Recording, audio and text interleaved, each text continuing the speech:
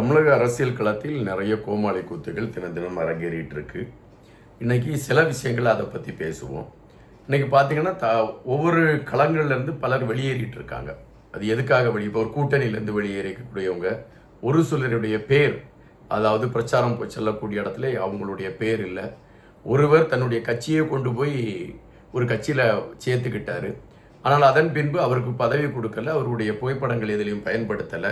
இப்போ அவரு புலம்ப ஆரம்பிச்சிருக்காரு. இப்படிப்பட்ட விஷயங்களை குறித்த செய்திகளை தான் நம்ம இந்த காணொலியில் பார்க்க இருக்கிறோம். எனவே காணொலியை நம்ம கடைசி வரை பார்ப்போம். கண்டிப்பாக நல்ல செய்திகளாகத்தான் உங்களுக்கு இருக்கும்னு நான் நினைக்கிறேன்.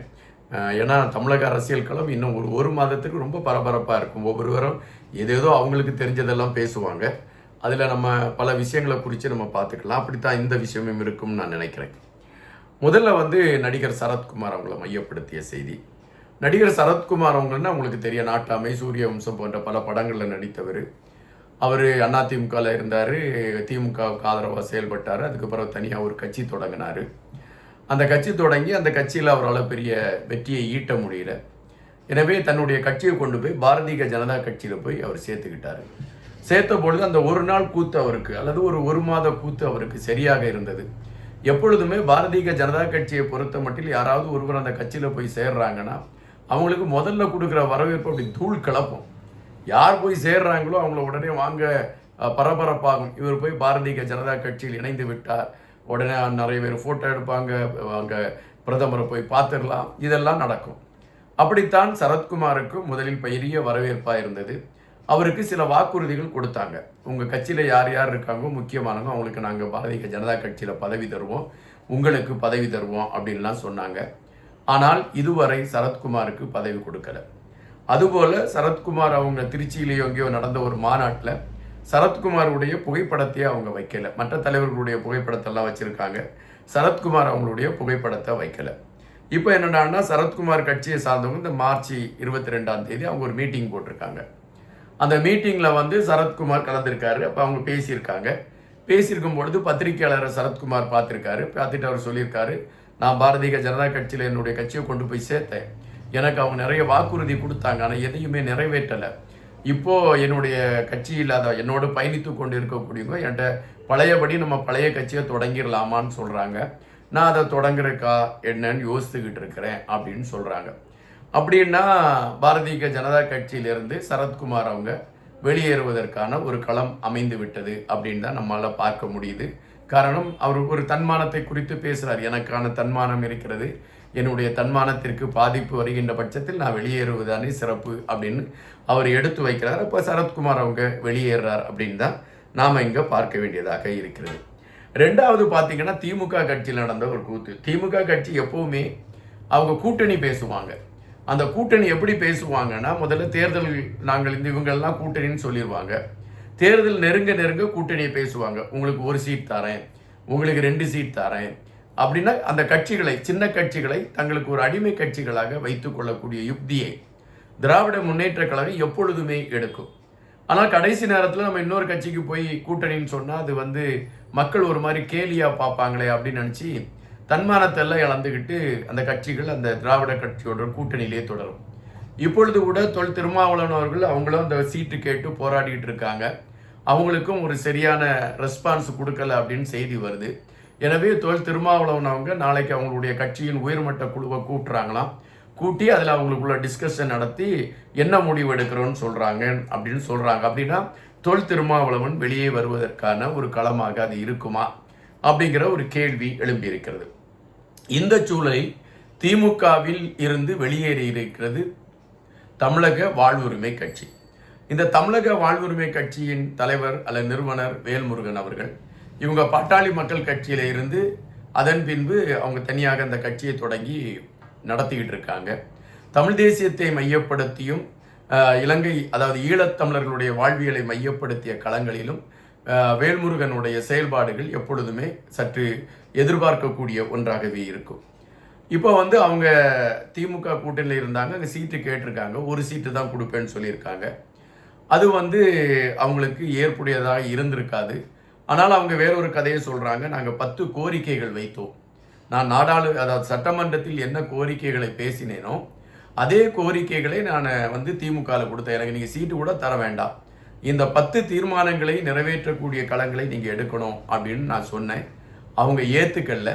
முதலமைச்சர் ஸ்டாலினை மையப்படுத்தி பன்னாட்டு நிறுவனங்கள் ஒரு பெரிய அஜெண்டாவை வச்சிருக்காங்க. அந்த அஜெண்டாக்குள்ள முதலமைச்சர் ஸ்டாலின் அவர்கள் சிக்கி இருக்காங்க. அப்படி சிக்கி இருக்கக்கூடியவரால் இந்த நாட்டுக்கு ஒரு நல்லது செய்ய முடியாது. அதனால தான் அவர் அந்த 10 தீர்மானங்களையும் அவர் ஏற்றுக்கல. எங்கள் கட்சியில் பார்த்தீங்கன்னா தொல் திருமாவளவனுடைய விடுதலை சிறுத்தைகள் இருக்குது, மதிமுக இருக்குது, பிரேமலதா அவங்களுடைய தேசிய முற்போக்கு கூட்டணி இருக்குது, காங்கிரஸ் இருக்குது. இப்படி எல்லா கட்சிகளும் எங்களிடம் கூட்டணியில் இருக்காங்க. இவங்க யாருமே எங்களுக்கு இப்படி கோரிக்கை வச்சதில்லை. நீங்கள் ஒரு சின்ன கட்சி எப்படி எங்கள்கிட்ட கோரிக்கை வைக்கிறது அப்படின்ட்டு என்னை பார்த்து கேட்டாங்க. எனவே அதனால் அந்த கட்சியில் எனக்கு தொடர்றதுக்கு விருப்பம் இல்லை, நான் கட்சியை விட்டு வெளியேறிட்டேன் அப்படின்ட்டு வேல்முருகன் அவங்க சொல்லியிருக்காங்க. வேல்முருகன் அவங்க வெளியே வந்துட்டாங்க அப்படின்னோன்னா ஒரு கூட்டணி முறிவு என்று நம்ம எடுத்துக்கலாமா அப்படின்னு பார்க்கும்பொழுது, வேல்முருகன் அவர்கள் வெளியே வந்த மறு நிமிடமே திமுகவின் தலைவராக இருக்கக்கூடிய மு.க. ஸ்டாலின் அவர்களை கிளி கிளி என்று கிளிக்க தொடங்கிவிட்டார்கள். அப்படி என்றால் இந்த கூட்டணி எப்படி பயணித்திருக்கும் என்பதை மட்டும் நீங்கள் நினைச்சிக்கணும். அதான் சொன்னேன், கோமாளி கூத்துகள் தான் நடைபெற்று கொண்டு இருக்கும் என்பதுதான் நிஜம். இப்போ பார்த்தீங்கன்னா தமிழக வெற்றி கழகம் வந்து தனிச்சு பயணிச்சுக்கிட்டு இருக்கு. அங்கே எந்த பிரச்சனையும் இல்லை, கூட்டணி இல்லை, இது இல்லை. அவங்களுடைய பொதுக்கூட்டங்கள் நடத்துகிறாங்க, அவங்களுடைய டிராவல் அப்படி போயிட்டுருக்கு. அது ஒரு புறம் இருக்கக்கூடிய நேரத்தில் தான் திமுகவும் அதிமுக கூட்டணிகளும் ஒரு சலசலப்புக்குள்ளே பயணிச்சுட்டு இருக்கக்கூடிய ஒரு களம் இருக்குது. இன்னொரு அதிர்ச்சியான செய்தி என்ன, தமிழிசை சவுந்தரராஜன் அவங்களை மையப்படுத்திய செய்தி. தமிழிசை சவுந்தரராஜன் வந்து துணை ஆளுநராக புதுச்சேரியில் இருந்தாங்க. புதுச்சேரியில் வந்து இப்பொழுது அந்த சட்டமன்ற தேர்தலுக்கான ஒரு பிரச்சார குழு அறிவிச்சிருக்காங்க பாரதிய ஜனதா கட்சியின் சார்பாக. அப்போ அந்த பிரச்சார குழுவில் வந்து புதுச்சேரியை குறித்து நல்லா தெரிந்தவர்களில் தமிழிசை சவுந்தரராஜனும் ஒருத்தவங்க. எனவே அவங்களுக்கான ஒரு முன்னுரிமை இருக்கும் அப்படின்னு எதிர்பார்த்தாங்க. ஆனால் லிஸ்ட்டில் அவங்களுடைய பேர் இல்லை. எதனால் அவங்களுடைய பேர் இல்லை அப்படின்னு பார்க்கின்ற பொழுது, தமிழிசை சவுந்தரராஜன் அவங்க மேலே வந்து ஒரு கடுமையான விமர்சனம் இருந்துச்சான். அவங்க புதுச்சேரியில் துணைநிலை ஆளுநராக இருந்த பொழுது அவங்க மேலும் ஊழல் குற்றச்சாட்டுகள் பெரிதாக பேசப்பட்டதாக ஒரு செய்தி இருக்கிறது. எனவே அவங்கள வச்சுக்கிட்டு நம்ம போய் புதுச்சேரியில் பிரச்சாரம் பண்ண முடியாதுன்னு தான் பாரதிய ஜனதா கட்சி அவங்களை கலட்டி விட்டு விட்டது அப்படிங்கிறது தான் செய்தி. இது நமக்கு கிடைத்திருக்கக்கூடிய செய்தி. ஆனால் இது வந்து பெரிய அதிர்வலைகளை ஏற்படுத்தி இருக்கு அப்படின்னு தான் சொல்றாங்க. காரணம், பாரதிய ஜனதா கட்சிக்கு ஒரு குறிப்பிட்ட சமூகத்திடம் ஒரு அதாவது ஒரு ஆதரவு கொஞ்சம் இருக்கு. அந்த குறிப்பிட்ட சமூகத்திடம் ஆதரவு இருப்பதற்கான காரணம் அந்த சமூகத்தை சார்ந்தவர் தமிழிசை சவுந்தரராஜன் அவர்கள்.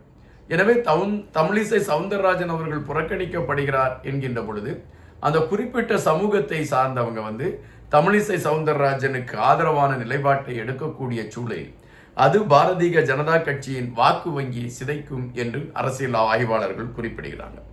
ஆனால் தற்பொழுது உள்ள சூழலில் தமிழக அரசியல் களத்தில் ஆங்காங்கே குரங்காட்டங்களை நடத்தி கொண்டிருக்கக்கூடிய தலைவர்களை பார்க்கிறோம். இன்னைக்கு காலையில் எங்கே இருப்பாங்க, மத்தியானம் பார்த்தா நான் அந்த கட்சியில் இணைந்து விட்டேன்னுட்டு ஒரு பெரிய செய்தி ஓடிட்டு இருக்கும். அந்த என்ன கோட்பாடில் அவர்கள் அங்கே இணைந்தார்கள் என்று கேள்வியை கேட்டால் நமக்கே பைத்தியம் பிடித்து விடும். இதுதான் தொடர்ந்து கொண்டு இருக்கு. இப்போ பார்த்தீங்கன்னா அதுதான் நடந்துகிட்டு இருக்கு. இப்போ கூட்டணிகள் ஜம்ப் பண்ண ஆரம்பிச்சிருக்கு. இவங்க அங்கே ஜம்ப் பண்ணுறாங்க, இவங்க அங்கே ஜம்ப் பண்ணுறாங்க.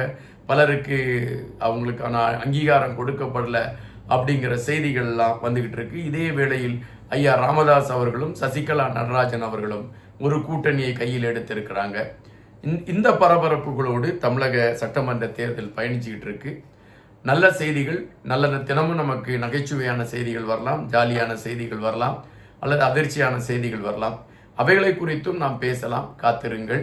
நல்ல செய்திகளோடு மீண்டும் மீண்டும் உங்களை சந்திக்கின்றேன். நன்றியுடன் இன்பா.